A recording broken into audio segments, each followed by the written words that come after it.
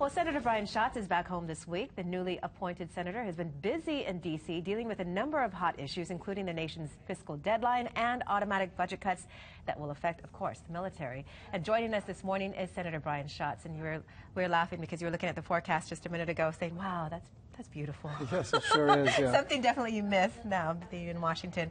But, lots of hot topics to talk about, and what, sequestration? Hard to say, hard to swallow if it actually happens. That's right. You know, the important thing to remember about sequestration is it was designed not to happen. It was designed to be so objectionable to both Republicans and Democrats that we were going to be forced to the table to compromise.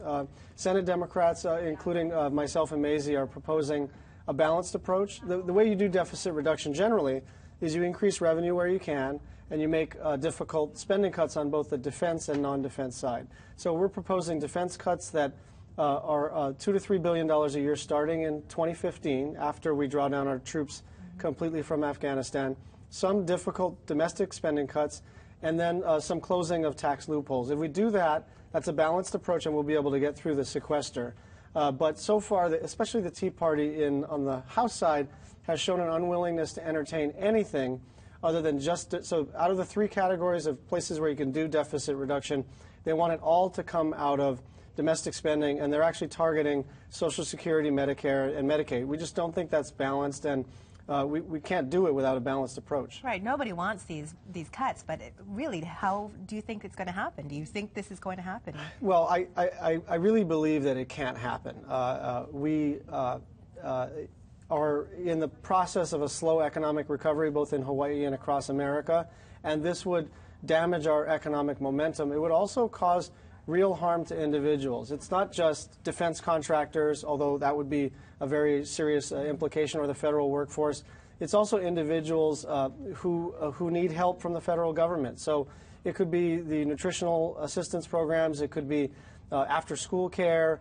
There are a lot of programs that need protection, a lot of people who need help, and we can do this deficit reduction in a balanced way, but we need a dance partner, and the House Republicans apparently so far have shown an unwillingness to dance with us. Well, that's very rude. Yes, but that no, let's just think positive. But let's talk about some other issues too. You said immigration is something that you really think that could have an effect for us, a positive effect. Right. You know, there's some good bipartisan work. Marco Rubio is working very hard. He's a Republican. He's a young guy. I've gotten to know him a little better. He's a good guy. He's working on this issue, and he's very sincere. There are 11 million undocumented workers, and when people think of undocumented workers, they may not know that about 1 million of them are Asian in origin, and so that has great implications for our Asian population locally. The other thing that is a real good opportunity for our economy is that we don't issue enough visas for people who get advanced degrees in science, technology, engineering, and math. And so what happens is we educate folks and then send them back to their home country without even allowing them to stay in America. And that just makes no sense for them. It makes no sense for our university system.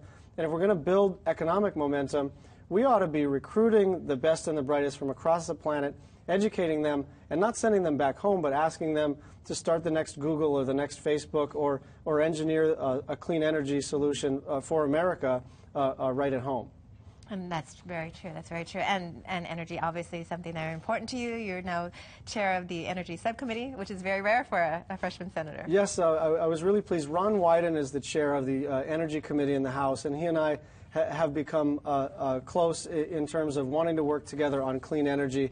He's aware of the progress we were making in clean energy, and I was honored that he gave me a subcommittee gavel, so I'll be the chair of the Water and Power Subcommittee and the Energy Committee, and it's a great honor for a freshman senator, and I'll certainly work hard to take what has happened in Hawaii, to make sure it gets federal support, but also to take what has happened in Hawaii and to use it as an example for federal legislation. All right, Brian, thanks so much. Nice to see you. Congratulations, Yeah. and good to have you home.